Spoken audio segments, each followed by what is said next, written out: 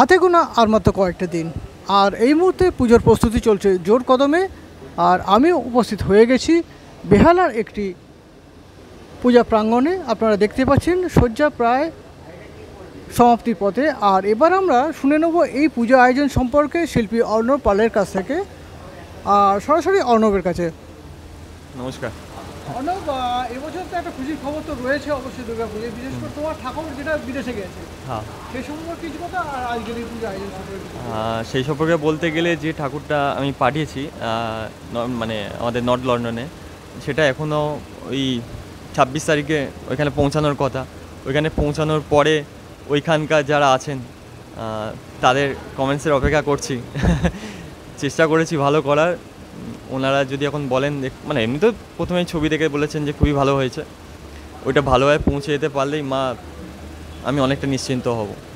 আর এছাড়া এবছর যে পূজা মণ্ডপের কাজ আমি মানে নিয়েছি, সেইগুলোর কাজ মোটামুটি সম্পন্নর পথে। এই যা। আর এছাড়া আমার সাথে যারা সহযোগিতা করছে, শুধু তো আমি একা সম্ভব নয় এত বড় কাজ এখানে, সেটা দেখতে পাচ্ছেন অনেক ছেলেমেয়েরা কাজ করছে। তারা যদি না থাকতো একার পক্ষে সম্ভব হয়ে উঠতো না এত বড় প্রজেক্টগুলোকে কমপ্লিট করার জন্য। আচ্ছা অর্ণব, এই যে মধ্যখানে একটা লড়াইয়ের ফেস চলছে বাংলাতে, তার মধ্যে কোনো পরিস্থিতি আজ পেয়েছো নাকি না? আজ পেয়েছি বলতে এখন যা হচ্ছে চারপাশে, সেটা তো আর আলাদা করে বলার কিছু নেই, সবাই দেখতে পাচ্ছে, বুঝতে পারছে। কিন্তু আর কিছু দিনের মধ্যেই পুজো। যারা ভাবুন এই কাজ করছে বা এতদিন ধরে কাজ করে আসছে, তারা এই কাজের উপর ডিপেন্ড করেই সারাটা জীবন, মানে একটা বছর কাটায়।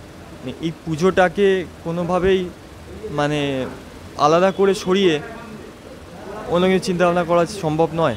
মানে সেই কারণে ওইটাও যেমনি আমাদের মাথায় রাখতে হবে, পুজোটাকেও আমাদের মাথায় রাখতে হবে।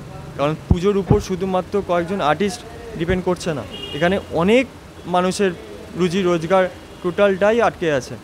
এই কাজ যদি থেমে যায় তাহলে অনেক মানুষের কাছে সমস্যা হয়ে যাবে। তাদের এই বছরের এই একটা সময়তেই ইনকামই সারা বছর চলে। ওই জন্য আমাদের মনে হয় যেটা হচ্ছে হোক, পুজোটাও ভালোভাবে হওয়াটাই প্রয়োজন আছে। দর্শকদের জন্য বলছি, আপনাদের আশাটা খুব ভালোভাবে চেষ্টা করছি যাতে আপনারা আসুন, যে কাজগুলো করছি দেখে যদি বলেন ভালো হয়েছে, এটাই অনেক চেষ্টা করি। অসংখ্য ধন্যবাদ অর্ণবকে সঙ্গে থাকার জন্য। দেখতে থাকুন, সঙ্গে থাকুন সপ্তম নিউজের।